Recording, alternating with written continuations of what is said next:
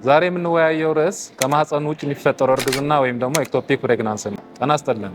ዶክተር ተክለሙስ ተስፉ እባላለሁ። በሎውስታር የህክምና ማዕከል የማህፀንና የፅንስ ስፔሻሊስት ሐኪም ነኝ። ኤክቶፒክ ፕሬግናንሲ ወይም ደግሞ ከማህፀን ውጭ የሚፈጠረው እርግዝና ምንድን ነው?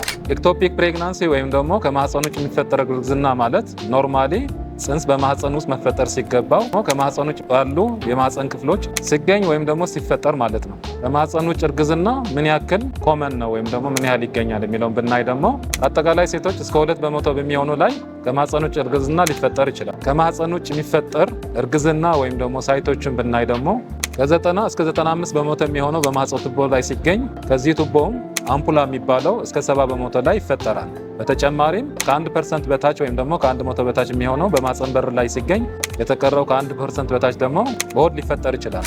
ለኤክቶፒክ ፕሬግናንሲ ወይም ደግሞ ከማህፀን ውጭ ለሚፈጠረው እርግዝና ተጋላጭ የሆኑ እነማን ናቸው ብለን ብናይ ደግሞ አንድ ሴት ማልቲፕል ሴክሹዋል ፓርትነር ወይም ደግሞ ብዙ የወንድ ጓደኛ ካላት፣ ከዚህ በፊት በነበረው እርግዝና ከማህፀን ውጭ እርግዝና ታሪክ ከነበራት፣ በተጨማሪም የማህፀን ቱቦ ሰርጀሪ ከነበረ፣ ኢንፈርቲሊቲ ወይም ደግሞ 1 ዓመትና ከዛ በላይ የቆየ መሃንነት ችግር ካለ፣ ተደጋጋሚ ሚስከሬጅ ወይም ደግሞ የፅንስ መጨንገፍ ከነበረ፣ እድሜ 40 እና ከዛ በላይ ከሆነች፣ የአባለዘር በሽታ ከነበረ፣ በተጨማሪም ሲጋራ የሚያጨሱ ሴቶች ላይ ከማህፀን ውጭ እርግዝና ሊከሰት ይችላል። ከማህፀን ውጭ እርግዝና ሲፈጠር ምልክቶቹ ምንድን ናቸው ብለን ብናይ ደግሞ የወር አበባ መጥፋት፣ የማህፀን መድማት እንዲሁም ከእምብርት በታች ህመም ሊኖር ይችላል። ከማህፀን ውጭ እርግዝና መኖሩና ለመኖሩን እንዴት ማወቅ ይቻላል? የሽንት ምርመራ በማድረግ በተጨማሪም ሴረም ቤት ICG የሚባለው በደም የሚደረገው የእርግዝና ምርመራ በየ48 ሰዓት በማድረግ እንዲሁም በአልትራሳውንድ ከማህፀን ውጭ እርግዝናን ማወቅ ይቻላል። ከማህፀን ውጭ እርግዝና ሲፈጠር በጊዜው ካልታወቀና ሕክምና ካልተደረገበት ምን ሊያስከትል ይችላል የሚለው ብናይ ደግሞ ከማህፀን ውጭ እርግዝና ሲፈጠር እጣ ፋንታው 3 ነገር ሊሆን ይችላል።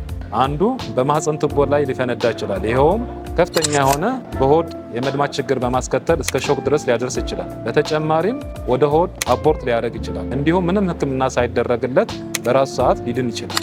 ከማህፀን ውጭ የሚፈጠር እርግዝና ከፈነዳ በሆድ ውስጥ ኃይለኛ የሆነ የመድማት ችግር በመፍጠር ሄሞዳይናሚክ ኢንስታቢሊቲ የሚባለው ነገር ሊያስከትል ይችላል። ሄሞዳይናሚክ ኢንስታቢሊቲ ማለት የልብ ምት በመጨመር እንዲሁም የደም ግፊት በከፍተኛ በመቀነስ እስከ ሾክ ድረስ ሊያደርስ ይችላል። በዚህም በተጨማሪ እስከ ህይወት ፍጻሜ ድረስ ሊያደርስ ይችላል። ከማህፀን ውጭ የሚፈጠረው እርግዝና በ3 ነገር ማከም ይቻላል። ሰርጂካል፣ ሜዲካል ወይም ደግሞ ኤክስፔክታንት ይባላል። ከማህፀን ውጭ እርግዝና ሲፈጠር በመድኃኒት ብቻ የሚታከሙ እነማን ናቸው? አንደኛ ሴረም ቤት ICG ወይም ደግሞ በደም የሚደረገው የእርግዝና ምርመራ መጠኑ ከ5000 በታች ከሆነ፣ እንዲሁም ኤክቶፒክ ማስ ወይም ደግሞ ቱቦ ውስጥ ያለው የእጢ ሳይዝ ከ3.5 ሴንቲሜትር በታች ከሆነ፣ እንዲሁም የልብ ምት ከሌለ በመድኃኒት ማከም ይቻላል። ይኸው መድኃኒት ደግሞ ሜቶትሮክሴት ይባላል።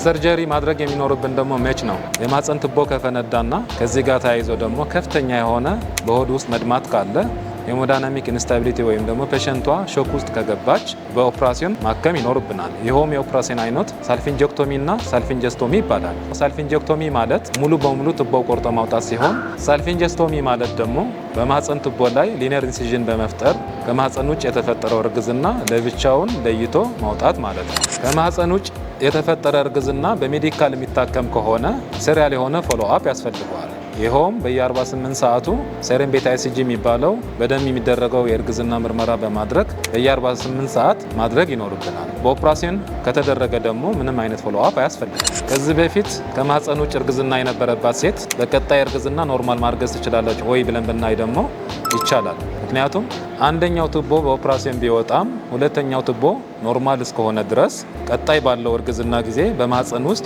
1ም 2ም 3ም 4ም ማርገዝ ይቻላል።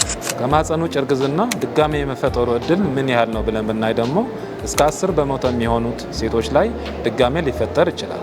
ይኸውም አንዴ ኦፕሬሽን ከተደረጉ በኋላ ቀጣይ ባለው ጊዜ የወር አበባ ሳይመጣ ሲቀር ምርመራ በማድረግ አልትራሳውንድ መታየት ይኖርባቸዋል።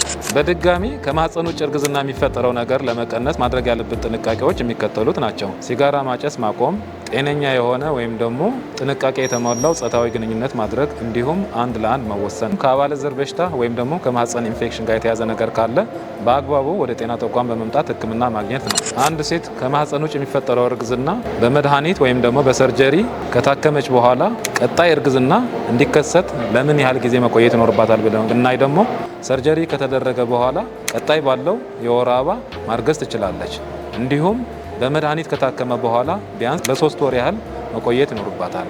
ይኸውም ሜቶትሮክሴት የሚባለው መድኃኒት በሰውነቷ ውስጥ እስከ 3 ወር ስለሚቆይ እንዲሁም በእርግዝናው ላይ ችግር ስለሚፈጥር ቢያንስ ለ3 ወር መቆየት ይኖርባታል። ከዚህ ጋር የተያያዘ መረጃ ማግኘት የምትፈልጉ ከሆነ ጤና ተቋማችን በመምጣት በቂ የሆነ መረጃ ልታገኙ ይችላላችሁ። አመሰግናለሁ።